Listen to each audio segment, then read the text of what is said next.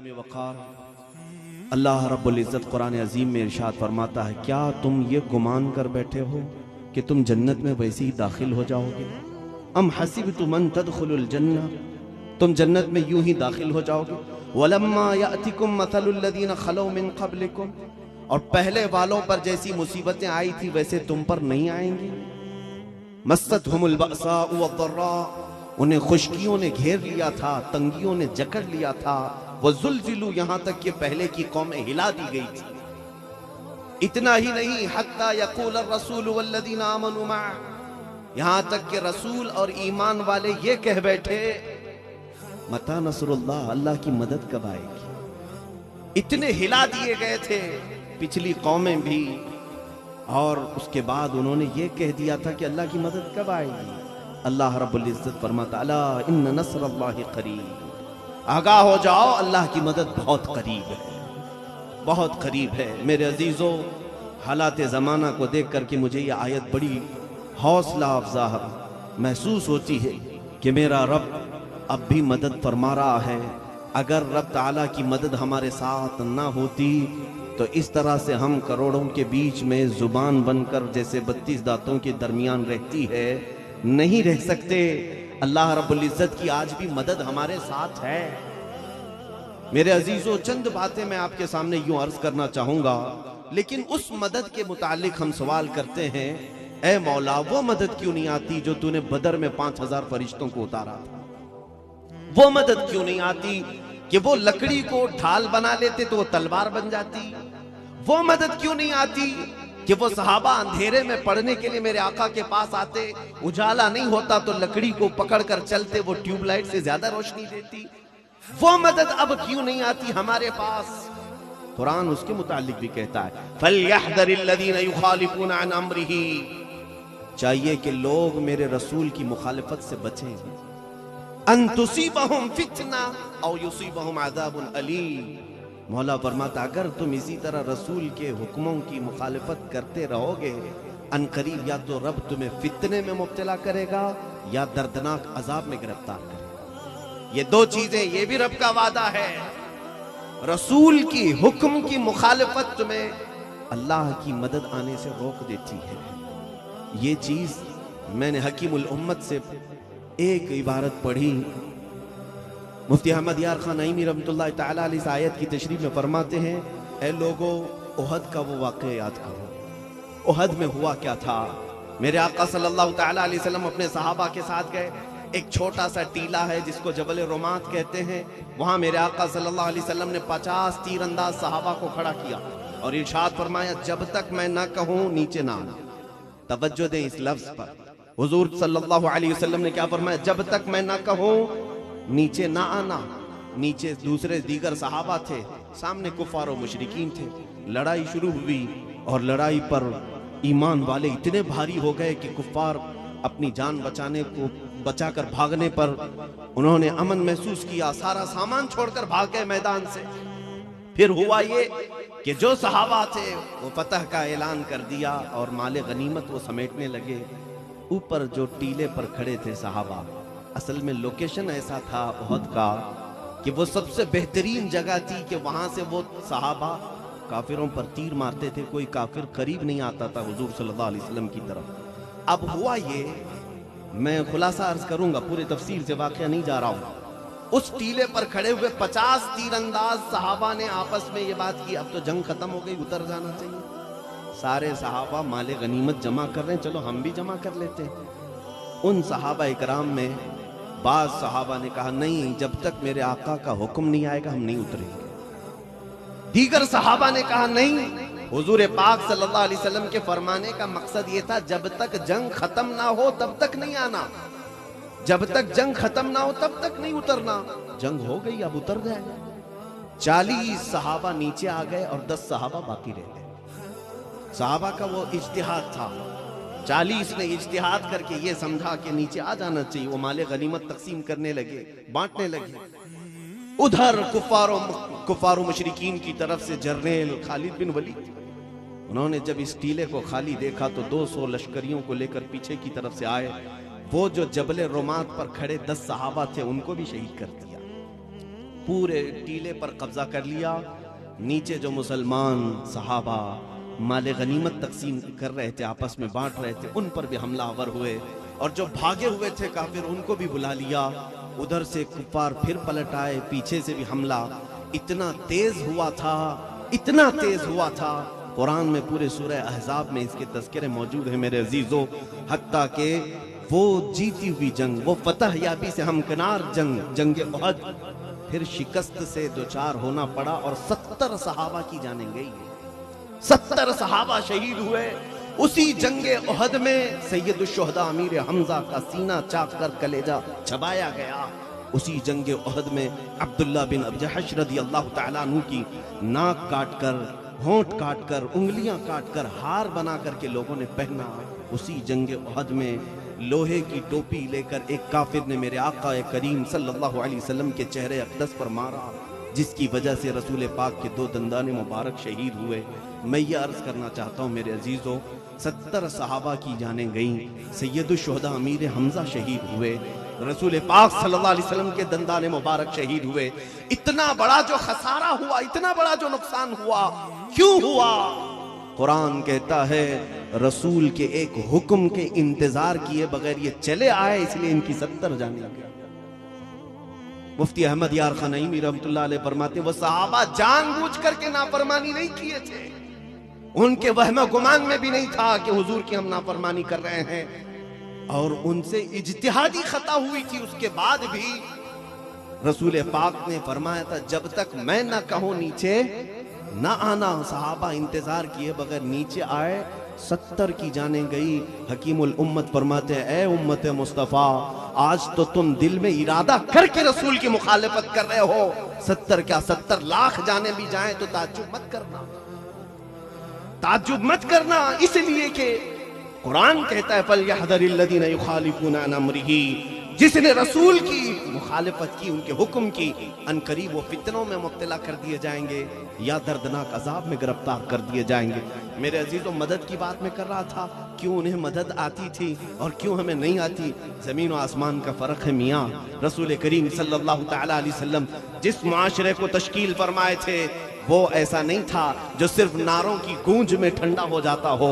मेरे आका सल्लल्लाहु तआला अलैहि वसल्लम ने मदीना तैयबा के उन सहाबा को जो तैयार किया था, वो सिर्फ और सिर्फ इश्क रसूल, मोहब्बत रसूल के जुबानी दावे करने वाली जमात का नाम नहीं था।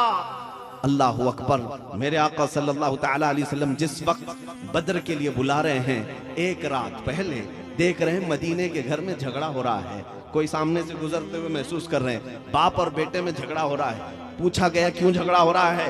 कहा बाप की उम्र ज्यादा थी, बेटा जवान है। बाप कहता है कि मैं बदर में रसूल पाक के साथ जाऊंगा, बेटा कहता है नहीं, मैं अज़मत रसूल का सिपा सालार बन करके जाऊंगा, सिपाही बन करके जाऊंगा। बाप और बेटे में हुजूर के नाम पर जान देने के लिए लड़ाई हो रही है। हत्ता के रात को दोनों बाप और बेटे ने कुरानदाजी की, कुरानदाजी की। चलो जिसका नाम निकलता है वो बदर में जाए। मियाँ वो जंग के मैदान के लिए कुरानदाजी हो रही है, जहां जान जा सकती है, गर्दन कट सकती है। कुरानदाजी में बेटे का नाम निकला, बाप का नाम नहीं निकला। बाप ने कहा मैं ऐसी कुरानदाजी मानता नहीं। उन्होंने कहा अब्बा आप नाइंसाफी कर रहे हो। चलो मेरे आका सल्लल्लाहु अलैहि वसल्लम की बारगाह में हुजूर पाक के पास आकर जवान ने कहा, अपनी फजीलतें बताई। बाप के मुतालिक कहा ये कमजोर हैं। हुजूर पाक सल्लल्लाहु तआला अलैहि वसल्लम ने ये नहीं फरमाया कि वो कमजोर हैं, बल्कि जवान के जज्बे शहादत को देखकर फरमाया कि बाप को चाहिए कि वो घर में इंतजामी उम्र को देखे, बेटा हमारे साथ चले जाए। अल्लाह अकबर। हदीस पाक में मिलता है वो बूढ़े सहाबी जिनकी उम्र ज्यादा हो गई थी, धाड़े मार मार करके रोने लगे, ऐ बारे इलाहा, मेरा ये बुढ़ापा क्यों आया जो मुझे मेरे आका से जुदा कर दिया, मेरे नबी के साथ जाने से मुझे रोक लिया मेरा बुढ़ापा। वो जाने निछावर करने के अज़्म रखते थे, तब रब ताला की नुसरत और मदद उनके साथ आती थी। जानते हैं बद्र हम भी गए हैं। आप में से जिसको अल्लाह तौफीक बख्शे मदीना तैयबा से बद्र का सफर करके देखना। आज अगर जाओगे भी तो एसी बस में बैठ के जाओगे। 160 किलोमीटर दूर का सफर करते हैं ठंडी एसी बस में, फिर भी देखते रहते रास्ता कट नहीं रहा है, कट नहीं रहा है। मैं महसूस करता हूँ अल्लाह के हबीब सल्लल्लाहु अलैहि वसल्लम ने जिस वक्त मदीने तैयबा से उन सहाबा को आवाज दिया, 313 सहाबा, जिनमें से 313 के पास घोड़े नहीं, सिर्फ 4 लोगों के पास, और बाकी सब पैदल चलते गए। कई लोगों के पैरों में चप्पल नहीं। और जब बदर के मैदान पहुंचे, हुजूर ने उस वक्त भी कहा कि अगर तुम में से कोई जाता हो तो जाए। हजरत मिक़दाद रदी अल्लाह ताला अन्हु खड़े होते हैं, कहते हैं हम बनी इसराइल नहीं जो ये कहेंगे आप और आपके रब जा करके लड़ें, हम तो मोहम्मद अरबी के गुलाम हैं, खून के आखिरी कतरे तक आपके साथ रहेंगे। मेरे अजीजों, बदर में जाकर के देखें आप क्यों मदद आई। आज हम सोच रहे ना, लोग सवाल यही करते हैं, कुरान तो वादा कर रहा है क़द अफ़लहल मुमिनून, मोमिनीन कामयाब हो चुके। कहाँ है मौलाना साहब वो कामयाबी? क्या कामयाबी इसी को कहते हैं कि हमारी टोपियां छीन ली गई, दाढ़ियां काट दी गई? क्या कामयाबी इसी को कहते हैं कि कत्ल व गारत का बाजार गर्म हो गया है, हमारी मस्जिदें पामाल की जा रही हैं, खानकाहें तबाह व बर्बाद की जा रही हैं? क्या इसी को कामयाबी कहते हैं? मैं कहूँगा नादान ज्यादा न घबरा। कुरान ने कामयाब उन लोगों के लिए कहा है जिन्होंने अज़मत मुस्तफ़ा दिल में बिठाकर अमल के मैदान में उतरने की कोशिश की है, जो ईमान कामिल के साथ आए हैं। उनको कुरान कहता है काना हक्कन अलैना नस्रुल मुमिनीन। अल्लाह फरमाता है हमने तो अपने ऊपर लाजिम कर लिया है कि मदद करेंगे तो ईमान वालों की मदद करेंगे। रब का वादा है। बदर के मैदान में मैंने ये भी देखा मेरे अजीजों, आज मैं सिर्फ झिझोड़ना चाहता हूँ उन बच्चों को, उन जवानों को जिनके जुबानों पर आज मोहब्बत रसूल की बात तो है, लेकिन अमल की जब हम दावत दें तो वो खुजाते हुए इधर से उधर निकल जाते हैं। तुम्हें मालूम है, मैं एक कौल नकल करके आगे बढ़ता हूँ सैयदना अबू बकर शिबली बारगाह अमीन मिल्लत से, ये मैं आप सबके लिए पैगाम दूंगा। हजरत अबू बकर शिबली रज़ियल्लाहु ताला अन्हु फरमाते हैं, एक सवाल मेरी जिंदगी में बहुत डिफिकल्ट है, बहुत सख्त है। पूछा गया क्या है? कहा अगर किसी ने मुझसे सवाल कर लिया कि तुझे रसूल पाक सल्लल्लाहु अलैहि वसल्लम से मोहब्बत है या नहीं, मेरी जिंदगी का एक बड़ा मुश्किल सवाल है, बड़ा मुश्किल। आप तो कहेंगे ये कौन सा मुश्किल सवाल है? आपसे अगर मैं कहूं आप हुजूर से मोहब्बत करते हैं या नहीं, एक जुमले में आप कह देंगे बिल्कुल हाँ करते हैं, यकीनन करते हैं। लेकिन हज़रत अबू बकर शिबली फरमाते हैं मेरे लिए बहुत मुश्किल सवाल है। अगर मैं ना कह दूं तो काफिर हो जाऊंगा, अगर मैं ना कह दूं नहीं मोहब्बत नहीं करता माअज़ल्लाह, काफिर हो जाऊंगा, और अगर हाँ कह दूं तो ज़मीर झिंझोड़ेगा, पुकारेगा कि तू झूठ तो नहीं बोल रहा है, कहां अखलाक़े रसूल और कहां तेरे आमाल। वो औलिया कामिलीन है। मोहब्बत रसूल को उन लोगों ने ये कहा कि उसको बोलने का हक है जो नबी के नक्शे कदम पर चलने की बात करेगा। अजीज़ान गिरामी, बद्र के मैदान की बात मैं बताऊं, आज हमारे घरों में भी बच्चे पाले जा रहे हैं, किस अंदाज से इनकी परवरिश हो रही है। जवान हो गए और जवानी भी ख़त्म होने को आ गई, इन्हें अभी वज़ू, तहारत, नमाज के मसाइल तक मालूम नहीं। बद्र के मैदान में 13 साल के बच्चे मुआज़ और मुअव्विज़ रज़ी अल्लाह तआला अन्हुमा अब्दुर्रहमान बिन औफ रज़ी अल्लाह तआला अन्हु के पास आकर कहते हैं 13 और 14 साल के करीब करीब की उम्र है, 2 बच्चे जिहाद में शरीक हो गए थे। पूछते हैं चचा जान अबू जहल किसका नाम है? जानते नहीं थे। अब्दुर्रहमान बिन औफ ने पूछा तुम क्या करोगे उसका? कहते हैं हमने सुना है कि वो हमारे आका की शान में गालियां देता है, हमसे ये बर्दाश्त नहीं होता। वो बच्चे किस घर के पैदा हुए, किस घर में उनकी परवरिश हुई थी कि नबी की आजमत के खिलाफ सुनने वाले कान तुम्हारे पास नहीं होने चाहिए। उन बच्चों की तरबियत वहां हुई थी। अब्दुर्रहमान बिन औफ कहते हैं बच्चों वो बड़ा सरदार है, मक्का का पहलवान है, कुरैश का सरदार, तुम क्या करोगे उसका? कहते हैं बता तो दीजिए। अभी हजरत अब्दुर्रहमान बिन औफ बात कर रहे थे, सामने से अबू जहल अपने घोड़े पर बैठकर जा रहा, बद्र के मैदान में है। तो आपने कहा वो देखो वो जो जा रहा है उसी को अबू जहल कहते हैं। बात मुकम्मल ना होने को थी कि ये दोनों बच्चे चील की तरह झपट कर उधर चले गए। हदीस पाक में मौजूद है कि ये 2 शहजादे 13 साल 14 साल की उम्र के हैं।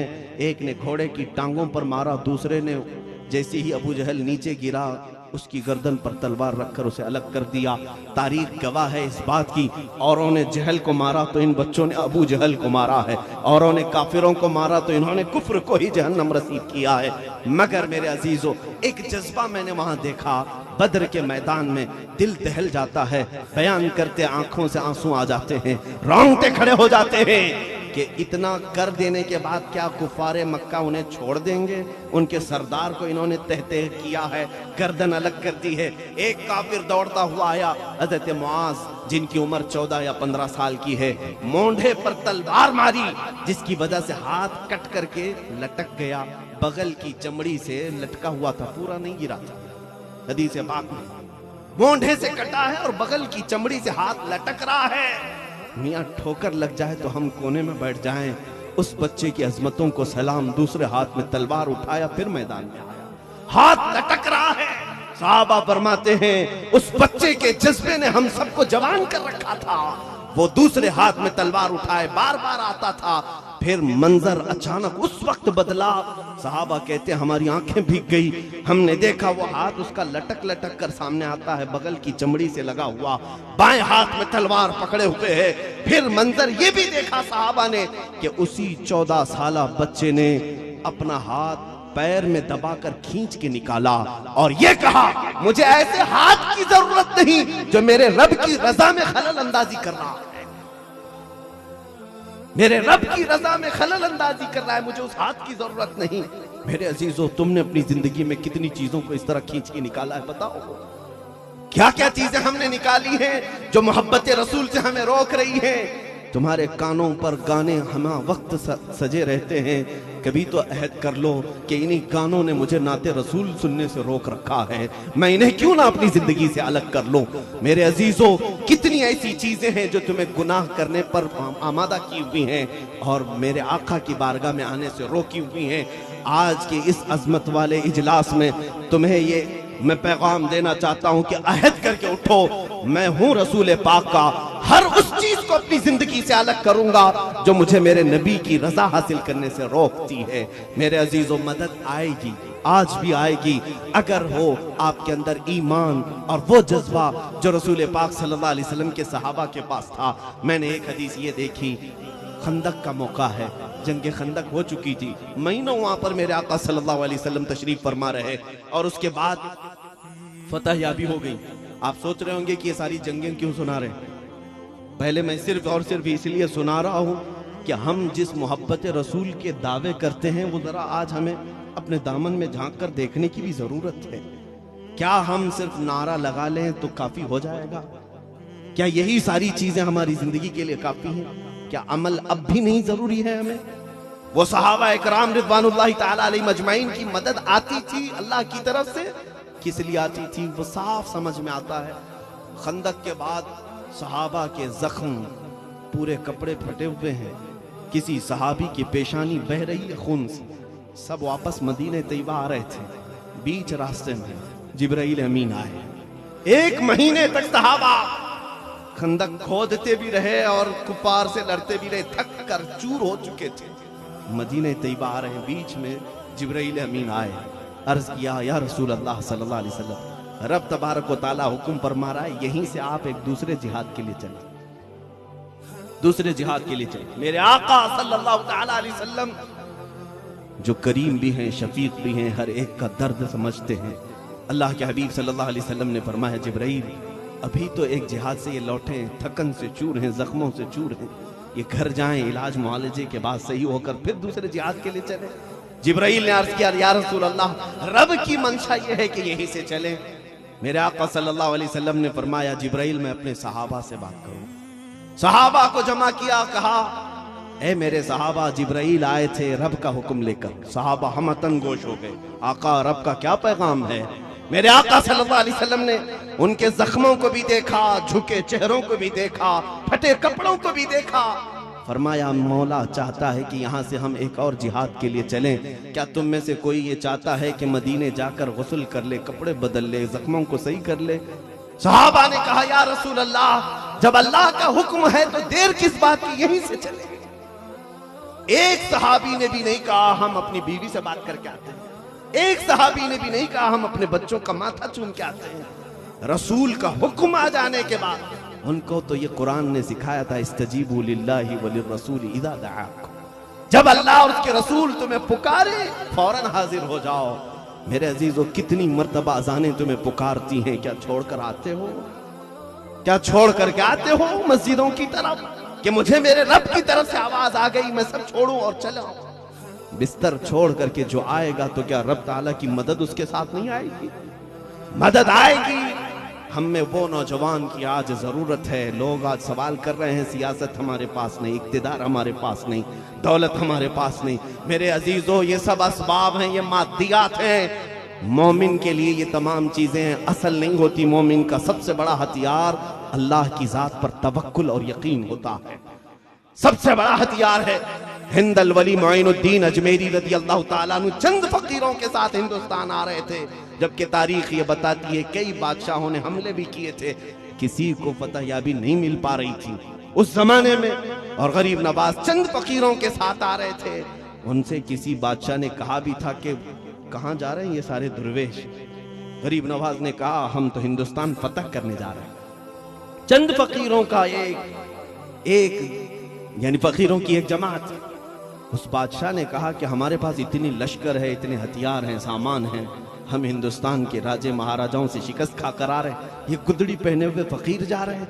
गरीब नवाज रज़ी अल्लाह ताला अन्हु ने ये फरमाया कि बादशाहो, तुम में और हम में फर्क यही है कि तुम जब भी जाते हो हिंद फतह करने के लिए हाथी घोड़े असबाब जंग पर यकीन करके जाते हो, उस पर भरोसा करके जाते हो।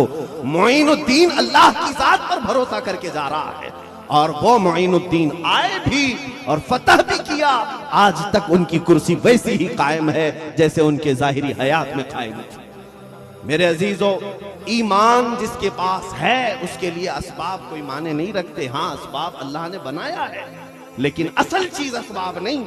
रसूल पाक सल्लल्लाहु तआला अलैहि वसल्लम के साथ जो सहाबा गए थे, उन्होंने शिकायतें भी कि हमारे पास तलवार नहीं है, हमारे पास कोई हथियार नहीं है।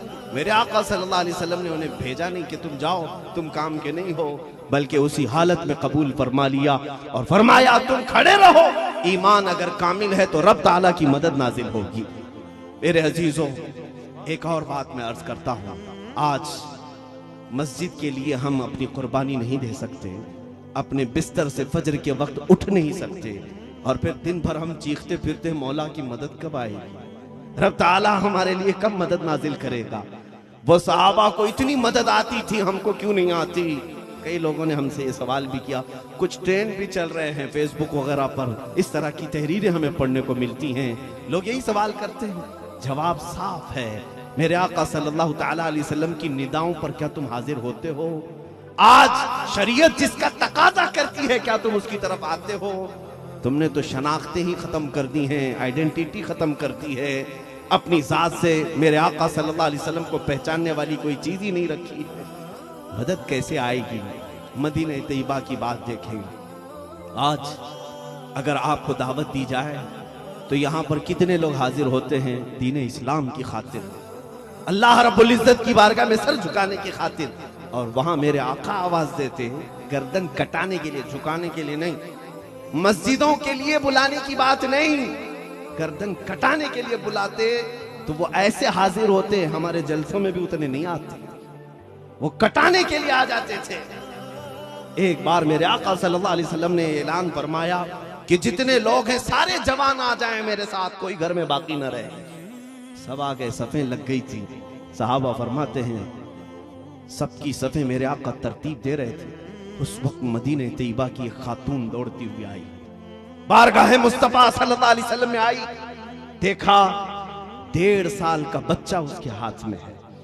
वो खातून मदीना बच्चा लेकर के आई और कहा, या रसूल अल्लाह सल्लल्लाहु अलैहि वसल्लम, आपका ऐलान तो सुना कि आपने सब जवानों को तलब किया है, जिसके घर में जो था सब आ गए।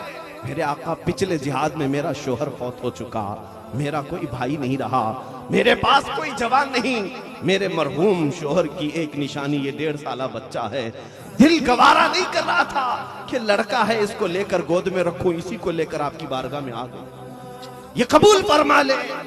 जानते हैं मेरे अजीजों, मेरे आका सल्लल्लाहु तआला अलैहि वसल्लम ने उस खातून को पूछा, है खातून, 1.5 साल का बच्चा, ये दूध पीने वाला, इसे कहां जिहाद में ले आई, इस जंग के मैदान में क्यों ले आई?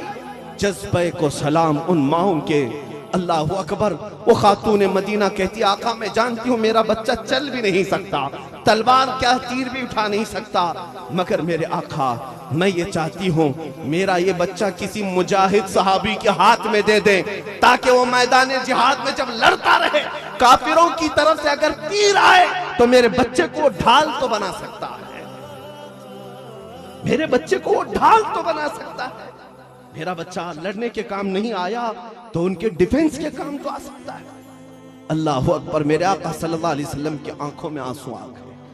मेरे अजीजों, उन्होंने अज़मत रसूल के लिए वो कुर्बानियां दी, तब नुसरत इलाही झमाझम बरसात करती रही।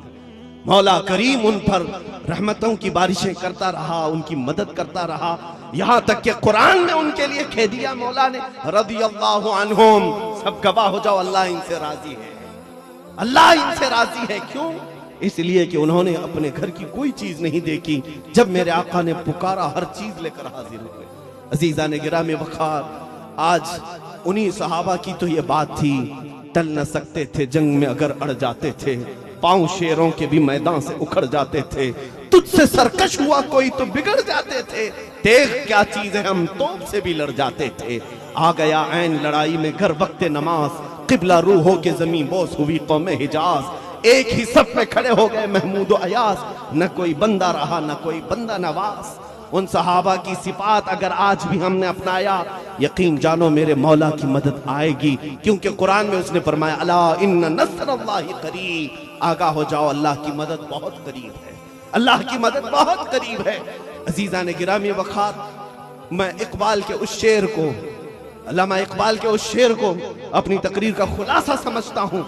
क्यों हमसे रूठी रूठी है आज कामयाबी, क्यों वखार छीना हुआ दिखता है, क्यों अजमतें हमसे दूर भागी हुई हैं, खौफ हम सब के दिलों पर क्यों मुसल्लत है। एक शेर में उस मर्द कलंदर ने जवाब दिया था कि उन फरमाते हैं इकबाल कि उनके जो हम गुलाम थे खल्क के पेशवा रहे, उनके जो हम गुलाम थे खल्क के पेशवा रहे, उनसे फिरे जहां फिरा फिराई कमी वखार में, तरीके मुस्तफा को छोड़ना है वजह बर्बादी, इसी से कौम दुनिया में हुई है बेइक्तिदार अपनी, इसी से कौम दुनिया में हुई है बेइक्तिदार अपनी।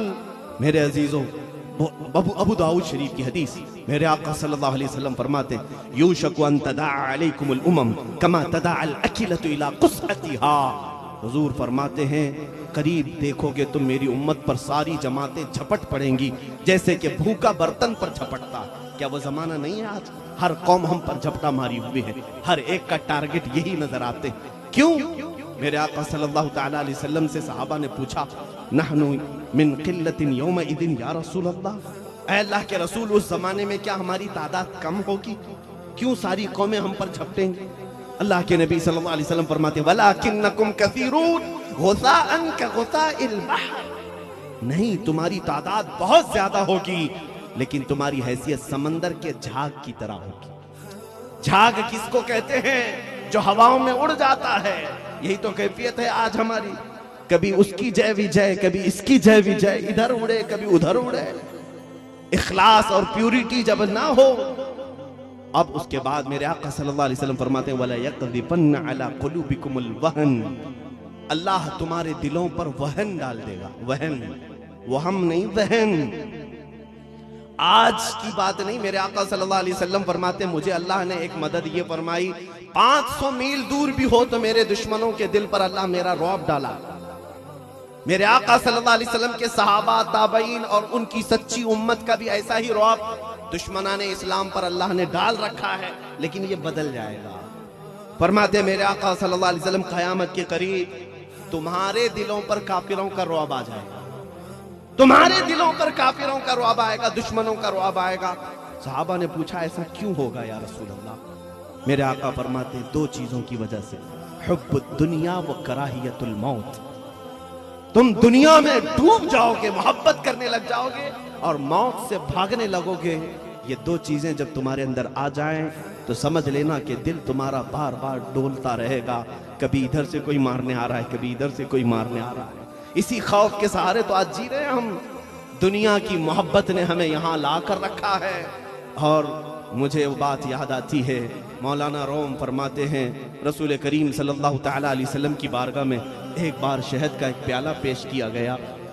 हुजूर पाक सल्लल्लाहु तआला अलैहि वसल्लम उसको तनाउल फरमा रहे थे। अचानक कोई चीज सामने से आती नजर आई, किसी और को नहीं, मेरे आका ने अपने हाथों से उसे हटाया, धक्का दिया। सहाबा बैठे हुए थे। फिर दोबारा हुजूर पाक सल्लल्लाहु अलैहि वसल्लम ने शहद का प्याला उठाया, फिर कोई चीज आती नजर आई, उसको हटाया। तीसरी मर्तबा मेरे आका ने प्याला उठाया, लेकिन शहद नहीं तनाउल फरमाया, नीचे रख दिया। आंखों से आंसू आने लगे। तवज्जो से सुनना मेरे अजीजों।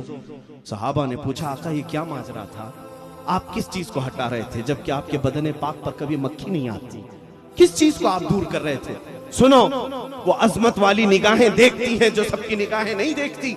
मेरे आका सल्लल्लाहु अलैहि वसल्लम फरमाते हैं, मेरे सहाबा, दुनिया मेरे पास पूरा माल और दौलत लेकर के आई। कहा, या रसूल अल्लाह, मेरा माल जर दौलत कबूल फरमा ले, आपके लिए खजाने खोल दूंगी। मेरे आका ने फरमाया, मैंने धक्का देकर दूर किया, मुझे फकर पसंद है, मुझे फकर पसंद है, मैंने दुनिया को तर्क किया। वो चली गई। थोड़ी देर के बाद दोबारा मैं शहद पीना चाह रहा था। दुनिया अपने हुस्न और जमाल को लेकर आई। कहा, या रसूल अल्लाह, मेरा हुस्न और जमाल कबूल कर ले, हर तरह की हसीन से हसीन शहजादियां आपकी खिदमत में रखूंगी, हर तरह का हुस्न आपके कदमों में आ जाएगा। मेरे आका फरमाते, मैंने उसके हुस्न और जमाल को भी धक्का देकर दूर किया। दो चीजें, दौलत और माल को भी दूर किया, हुस्न और जमाल को भी दूर किया। तीसरी मर्तबा दुनिया मेरे पास आई, कहने लगी, या रसूल अल्लाह सल्लल्लाहु अलैहि वसल्लम, आज तो मेरे दौलत और माल को भी आपने ठुकराया, हुस्न जमाल को भी ठुकराया, लेकिन आपके बाद आपकी उम्मत ऐसा नहीं कर सकेगी, वो मेरी ये दोनों चीजें ले लेगी, आपसे दूर हो सकती। मेरे आका फरमाते हैं, मैंने दुनिया की ये बात सुनी तो मेरे उम्मत की जुदाई के गम में मुझे आंसू आ गए। क्या मेरी उम्मत दुनिया की तलबी के लिए, हुस्न जमाल के लिए मेरे आका को छोड़ देगी? आज हो भी तो रहा है मेरे अजीजों। हमने रसूल करीम सल्लल्लाहु तआला अलैहि वसल्लम की अजमत को छोड़ा है सिर्फ 4 दोस्तों को मनाने के लिए। पूछा किसी नौजवान से, क्यों मियाँ तुम ये दाढ़ी क्यों छिलाकर गटर और नालियों में बहाते, क्यों? हाँ, बस हमको 4 लोगों के साथ उठना बैठना रहता है, धंधा पानी है, जॉब है, फला है, वो है। तुमने दुनिया के लिए अपने नबी की अजमतों को निकाल दिया। और मैं कहता हूं, जिन लोगों को राजी करने के लिए तुमने अपनी शनाख्तें बदल दी, ये तो तुम्हारी कब्र पर मट्टी डालकर 5 मिनट भी नहीं बैठते। जब कब्र की तख्तियां तुम्हारी बंद होती हैं, वो ना दोस्त आता है, ना वो भाई आता है, ना तुम्हारा वो ऑफिसर आता है जिसको दिखाने के लिए तुम सजते संवरते थे। आता है कब्र में तो मदीने का ताजदार आता है। रसूल पाक सल्लल्लाहु तआला अलैहि वसल्लम तशरीफ लाते हैं। फरमाते हैं मशाइख एज़ाम, औलिया कामिलीन फरमाते हैं, कब्र के उस सवालों के वक्त जब तुमसे ये पूछा जाएगा, फरिश्ते पूछेंगे ना 3 सवाल, सबको मालूम है ना, तुम्हारा रब कौन है, तुम्हारा दीन क्या है, और मेरे आका कब्र में होंगे।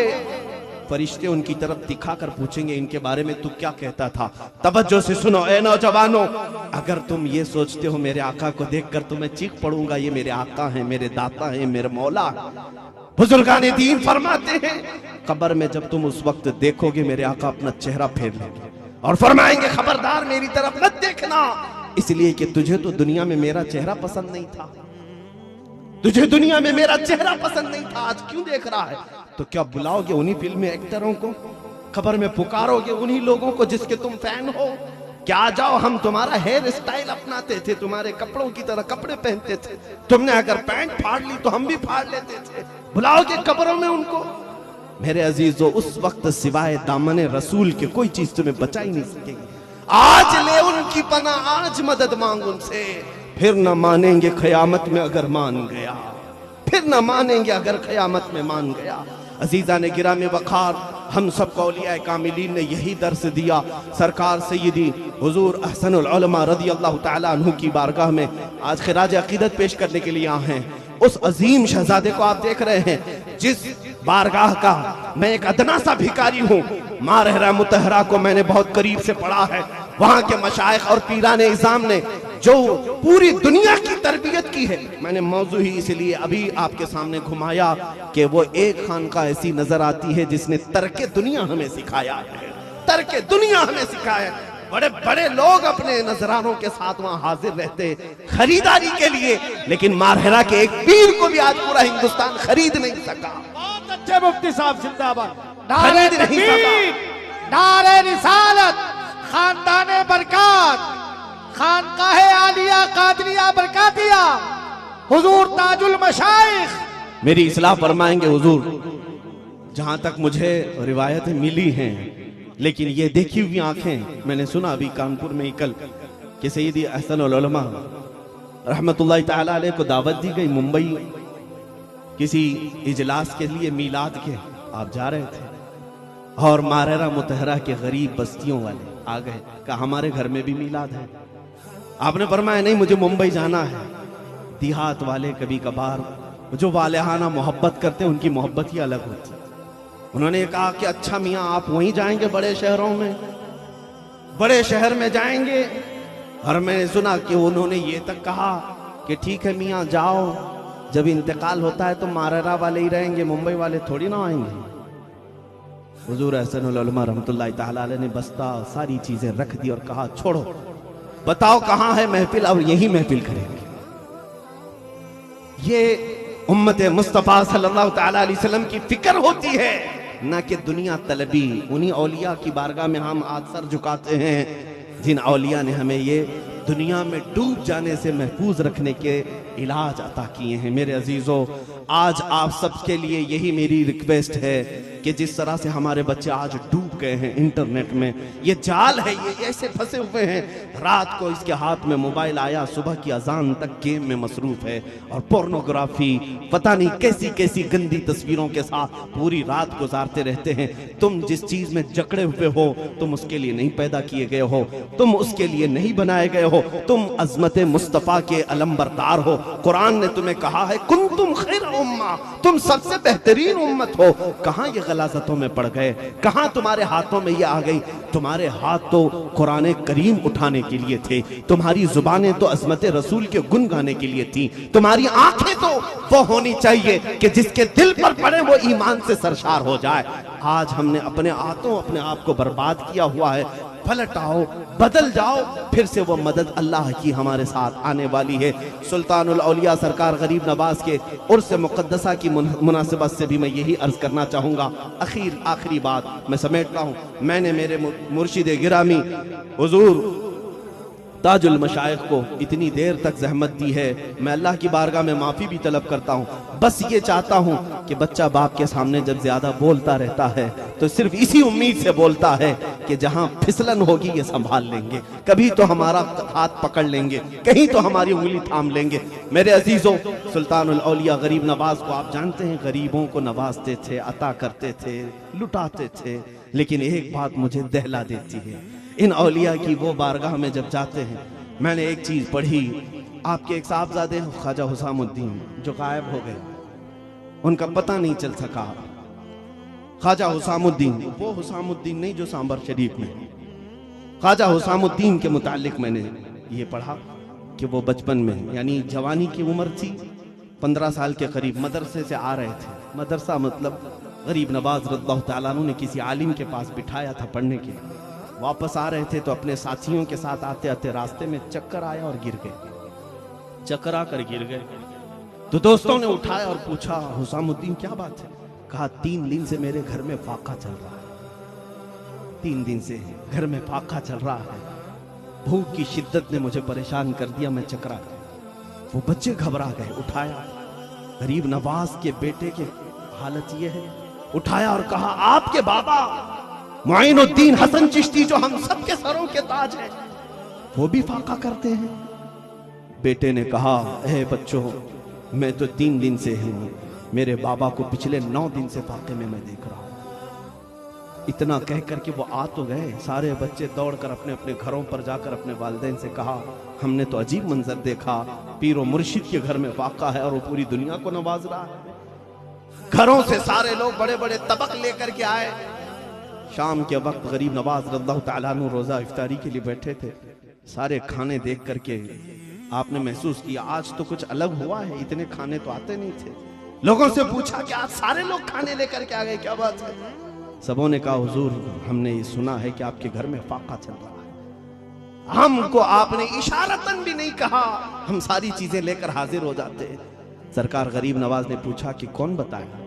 कहा ख्वाजा हुसामुद्दीन आज गिर गए थे रास्ते में, चक्कर आकर के भूख की शिद्दत की वजह से। तो हमने हमारे बच्चों से सुना कि वो कह रहे थे आपके घर में फाका है। गरीब नवाज रदी अल्लाह ताला अन्हु ने जो तनाउल करना था तनाउल फरमा लिया। घर आए रात को, अपनी अहलिया मोहतरमा को बुलाया, हुसामुद्दीन किधर है? बुलाने के बाद आपने सिर्फ एक तंबीह कही, ए हुसामुद्दीन तुम हमारे सामने से दूर हो जाओ, इसलिए कि मैंने जो फाका किया था वो कौम को दिखाने के लिए नहीं, ये मेरे रब का और मेरा राज था जो तूने इफ्शा किया। ये रसूल करीम सल्लल्लाहु अलैहि वसल्लम के घर की आदतें थी। वो आले रसूल हैं जिन्होंने हमें दीन दिया है। आज तो बच्चे सिर्फ इसलिए बिगड़े हुए हैं कि माँ ने आज चिकन नहीं बनाया है, माँ ने आज मटन नहीं बनाया है, भाग के चला गया। मेरे अजीजो ये दर्स भी तो दो बच्चों को कि कनात भी किसी चीज का नाम है। रसूल करीम सल्लल्लाहु ताला अलैहि वसल्लम ने जो हमें तरबियत दी है उस तरबियत को भी अपने बच्चों के अंदर मुंतकिल करो। आज वो बच्चियां जो टीवी सीरियल देख करके अपने लाइफ स्टाइल को मुतय्यन कर रही हैं, उनके लिए भी मैं कहूंगा, मैं सिर्फ आपसे जो मुखातिब हूं इसलिए कि आप मुसलमान हैं, मैं काफिरों के दरमियान गुफ्तगू नहीं कर रहा। आपका और मेरा ताल्लुक मदीने के ताजदार से है, तो बात भी मैं मदीने के ताजदार की ही कर रहा हूं। आप सबको अमल करना ही चाहिए। मेरे आका सल्लल्लाहु ताला अलैहि वसल्लम ने अपने घर में ये भी सिखाया। हसनैन करीमैन, शहाबुद्दीन कलियुबी रहमतुल्लाह अलैह इसको लिखते हैं। मुझे दर्द होता है इस चीज को बयान करते हुए कि मेरे आका घर में आए, हसनैन करीमैन को रोता हुआ देखा, पूछा फातिमा क्यों रो रहे हैं? कहा भूख से रो रहे हैं, भूख से रो रहे हैं। अल्लाह के हबीब सल्लल्लाहु अलैहि वसल्लम फरमाते हैं मैं जाऊंगा इनके लिए कुछ न कुछ लाऊंगा। और मेरे आका कहे कहां से लाते? वो मालिक जन्नत है, तलब करे जन्नत के तबक उतर जाएं। लेकिन मेरे आका मदीने तैयबा से बहुत दूर आ गए, एक बागीचे में दाखिल हुए। बागीचे का मालिक वहां खड़ा था, उससे पूछा कि ए बागीचे के मालिक क्या तू मुझे मजदूरी पर रखेगा? तेरे बागीचे में किसी काम की हाजत है? उसने कहा हाँ, ये देखो ये कुआं है, इसमें डोल डालो, पानी उठाओ और मेरे खजूरों के बागीचे में खजूरों के दरख्तों की सिंचाई करो। एक डोल निकालोगे तो 2 खजूरें दूंगा। अल्लाह के हबीब सल्लल्लाहु अलैहि वसल्लम की बात कर रहा हूं, मेरे नबी कौनैन सल्लल्लाहु अलैहि वसल्लम की बात कर रहा हूं। अजीजान गिरामी, रसूल करीम सल्लल्लाहु अलैहि वसल्लम ने कबूल फरमाया। रस्सी लेकर के डोल से पानी निकालते और उठाकर ले जाकर उस दरख्त पर डालाते, 2 खजूरें वो देता है। ये सिर्फ और सिर्फ मेरे आका ने पूरी उम्मत के दर्स के लिए किया है। जिनका हाल आज ये है, हमारे बच्चे और जवान ये सोच करके बैठे मेरे स्टैंडर्ड का तो काम ही नहीं है, हलाल कामों के लिए भी इस तरह बैठे हुए हैं। अल्लाह के हबीब सल्लल्लाहु ताला अलैहि वसल्लम ने अपने बच्चों की तरबियत इधर उधर से आए हुए माल से नहीं फरमाई, हलाल अपनी मजदूरी अपने मेहनत से भी फरमाई।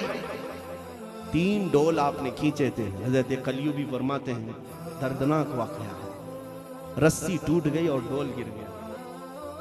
रस्सी टूट गई, डोल गिर गया। उस बागीचे का मालिक जानता नहीं था। वो आया, आकर हुजूर पाक सल्लल्लाहु अलैहि वसल्लम पर हाथ उठा दिया। अल्लाहु अकबर। मेरे आका सल्लल्लाहु अलैहि वसल्लम ने कुछ भी जवाब नहीं दिया।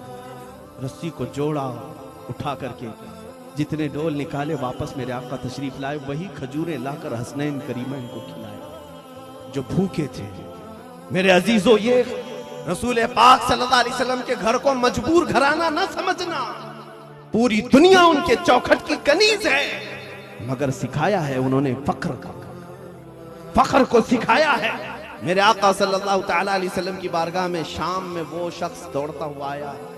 उसे किसी ने खबर कर दी कि जिस पर तूने आज हाथ उठाया वो मोहम्मद रसूलुल्लाह। उसने तलवार लेकर अपना हाथ काट दिया। मुझे उस हाथ की जरूरत नहीं जो मैंने मेरे आका यानी रसूल पाक पर उठाया। या तो वो ईमान वाला नहीं था, इसकी तफसीलात उस हिकायत में मौजूद नहीं है। अल्लाह के हबीब सल्लल्लाहु अलैहि वसल्लम के पास जब वो दौड़ता हुआ आया, मेरे आका ने अपना लुआबे पाक लगाकर फिर से हाथ को जोड़ दिया और कुछ भी मुआखजा नहीं फरमाया। मेरे अजीजों, ये तमाम बातें मैं सिर्फ इश्क रसूल में तुम्हें डूबने के लिए कह रहा हूं। वो अजमत वाले रसूल की मोहब्बत में झूम जाओ जिस रसूल को अल्लाह ताला ने हमारे दरमियान मबूस किया है। तुम अब तक अपनी हैसियत नहीं समझ सके। इस उम्मत में पैदा होने के लिए अंबिया दुआ करते रहे और पिछली उम्मतें रोया करती थी। उम्मत मुस्तफ़ा की किस्मत पर वो रश्क किया करते थे। क्या हो गया हमें? हम अपनी हैसियत नहीं समझ पा रहे हैं। अपनी हैसियत को, मेरे आका सल्लल्लाहु अलैहि वसल्लम को मौला पूरे जहानों की रहमत बनाया है। वो किसी आलम में रह जाते, क्योंकि वो हर आलम की रहमत है। यह उनकी मेहरबानी है कि यह आलम पसंद आया। मेरे आका हमारे दरमियान हैं। ये जो अज़ाबात हमसे उठाए गए हैं, आज हमारे गुनाह वैसे ही हैं जैसे शुएब अलैहिस्सलाम की कौम के थे, वैसे भी हैं जो लूत अलैहिस्सलाम की कौम के थे, वैसे गुनाह भी हैं जो मूसा अलैहिस्सलाम की कौम के भी थे। लेकिन उनकी नाफरमानियों पर मौला उन्हें बंदर बनाया, खिंजीर बनाया, जमीन फाड़ करके उन्हें तहस नहस कर दिया, आसमान से पत्थरों की नोकेली बारिशें की, आग बरसाया। वो सब अज़ाबात देख रहे हो आज तुम, आ रहे हैं? नहीं आए। कुरान ये भी कहता है मा कान अल्लाहु लियुअद्दिबहुम व अंत फीहिम। अब अल्लाह वैसे अजाब नहीं भेजेगा, इसलिए कि लोगों तुम्हारे दरमियान मेरा रसूल जलवागर है। ये रसूल की बरकत है। और आप ये सोच करके बैठे हैं हम जो कुछ कर रहे हैं वो सब सही कर रहे हैं। मेरे आका की रहमतों ने बचा रखा है, तो क्यों ना हम पलट करके उसी ताजदार मदीना की तरफ चले जहां से सिद्दीक़ अकबर चले थे, जहां से हैदर कर्रार चले थे। मेरे अजीजों, रास्ता एक ही है हमारी कामयाबी का। पलट जाओ उसी गुंबद खजरा की छांव की तरफ, वहां से जो अहकामात मिले सर झुकाकर अमल करो। फिर देखो दुनिया के इक्तिदार भी तुम्हारे कदमों में है, हुकूमतें भी तुम्हारे पास हैं, और दौलत और माल भी तुम्हारे पास है। अरे वो गुदड़ी पहने हुए सहाबा जब जंगलों में जाते थे, शेरों को अल्लाह उनका मुतीव फरमाबरदार बनाता था, और दरियाओं में वो जाते घोड़े लेकर के, तो अल्लाह उनके लिए रास्ते कुशादा फरमा देता था, रास्ते खोल दिए जाते थे। आज हमारे लिए जमीनें तंग इसलिए हो रही हैं, उनके जो हम गुलाम थे, खल्क के पेशवा रहे, उनसे फिरे, जहां फिरा फिर आई कमी वकार में। आज उस डोर से एक बार जुड़ करके तो देखो, मेरे आका सल्लल्लाहु तआला अलैहि वसल्लम ने वादा फरमाया है, और रब ने वादा फरमाया वला तहिनु वला तहजनु व अंतुमुल अअलौन इन कुंतुम मुमिनीन। न घबराओ, न परेशान हो, तुम ही सरबुलंद रहोगे अगर तुम्हारे पास ईमान है। तुम ये तागुती कुव्वतों से डरते हो, ये शैतानी दज्जाली कुव्वतों से डरते हो जो 5 साल के लिए किसी तख्त पर बैठी हुई हैं, इनसे खौफ खा रहे हो। ईमान वाला तो इससे बड़े फिरौनों से भी नहीं डरता, इससे बड़े नमरूदों से भी नहीं डरता। लेकिन आज डर सिर्फ इसलिए है कि उनके जो हम गुलाम थे, बात उसी पर आती है। अगर गुलामी का पट्टा पड़ा हो, दुनिया की किसी भी चीज से खौफ नहीं आता। हजरत सफीना फरमाते एक साहबी हैं, जंगल में मैं रास्ता भटक गया, मदीने से चला था, वापस मदीने का रास्ता नहीं मिल रहा था। अचानक एक शेर के दहाड़ने की आवाज आई, और वो शेर करीब से करीब आता गया। मैं खौफ नहीं खाया, मुंह फाड़ करके शेर मेरे करीब आया। मैंने पुकार करके कहा, ए दरिंदे, ए मुफ्तरिस, मैं मोहम्मद अरबी का गुलाम हूं। रसूल पाक सल्लल्लाहु अलैहि वसल्लम का मैंने नाम लिया।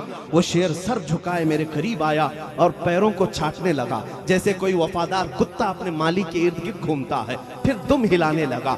मैं उसके दुम के इशारों को समझा नहीं। बाद में वो शेर कभी आगे पीछे होता रहा, मैं उसके पीछे चल पड़ा। जानते हो, जो हैवान दरिंदा फाड़ खाता है, हजरत सफीना फरमाते हैं, उसी शेर ने मुझे मदीने तक का रास्ता बता दिया। ये है रब तबारक व तआला पूरी कायनात को तुम्हारे लिए मुसख्खर फरमाएगा। एक बार उनके होकर के तो देखो। आज अज़्म करो और अहद करो, मैं उसी तरह से अपना चेहरा भी रखूं जैसे मेरे आका ने मुझे हुक्म दिया है। मैं उसी तरह अपना लिबास भी बनाऊं जैसे मेरे नबी ने हुक्म दिया है। मैं उसी तरह अपनी जिंदगी को गुजारूं जैसे मेरे आका ने हुक्म दिया है। जब उस नबी ने फरमाया, तुम सबको मोहब्बत है मेरे आका से, आका फरमाते जुइलत कुर्रतु ऐनी फिस्सलाह, नमाज में मेरी आंखों की ठंडक है। अगर सच्ची मोहब्बत होती, सुबह के वक्त भी बिस्तर छोड़ देते, दोपहर के वक्त दुकान बंद कर देते, आते और ये कहते मैं मेरे नबी की आंखों को ठंडक पहुंचाने जा रहा हूं, मेरे आका की आंखों को ठंडक पहुंचाने जा रहा हूं। और बुजुर्गों ने ये लिखा, जो जानबूझ करके तर्के नमाज करता है, गोया कि वो अपने नबी की आंखों को ठेस पहुंचाता है। अल्लाह के नबी सल्लल्लाहु अलैहि वसल्लम ने यह भी फरमाया, ऐ मेरी उम्मत के लोगों, हर जुमेरात को तुम सबके आमाल मेरे पास पेश किए जाते हैं। मैं सबको उनके माँ बाप के नाम से पहचानता हूँ। तुम्हारे पूरे हफ्ते भर के अमाल मेरे पास आते हैं। अल्लाहु अकबर। मेरे आका फरमाते हैं, जब फरिश्ते ये गिनाते हैं बुरे अमाल होते हैं तो मुझे गम होता है, मैं अल्लाह की बारगाह में इस्तिग़फ़ार करता हूँ। जब तुम्हारे अच्छे अमाल पेश होते हैं मैं खुश हो जाता हूँ और रब का शुक्र बजा लाता हूँ। ऐ मुसलमानों, कितनी जुमेरातें चली गई कि हमने अपने नबी के पास कौन से अमाल भेजे, ये फिक्र की जरूरत है। आज तुम्हें सोचने की जरूरत है। जब जुमेरात आए समझ लेना फरिश्ते वो सब बातें भी बताएंगे जो रात की तारीकी में करते थे, दिन के उजाले में करते थे। आंखों की खयानतें, दिल के ख्यालात, हाथों की पकड़, पैरों का चलन, सब फरिश्ते सुनाएंगे। अगर सच्ची मोहब्बत हो, अरे मियाँ यहाँ बच्चा तो बाप से डरता है कि मत बोलना अब्बा को, अब्बा से मत बताना मैं कहाँ था। तुम्हारे बारे में फरिश्ते जब रसूल को बताएंगे तो क्या खौफ नहीं होगा, डर नहीं होगा? बहरहाल आखिर में मैं सिर्फ इतना ही कहूंगा, लौट जाने में हमारी कामयाबी है। ऐ मेरे अजीजों, इस शेर पर मैं अपनी गुफ्तगू का इख्तिताम करता हूँ। आज आप सबके लिए मैसेज है, कुव्वते इश्क से हर पस्त को बाला कर दे, कुव्वते इश्क से हर पस्त को बाला कर दे, दहर में नामे मोहम्मद से उजाला कर दे, कि मोहम्मद से वफा तूने तो हम तेरे हैं, ये जहां चीज है क्या लौहो कलम तेरे हैं। व आखिरु दावाना अनिल हम्दुलिल्लाहि रब्बिल आलमीन।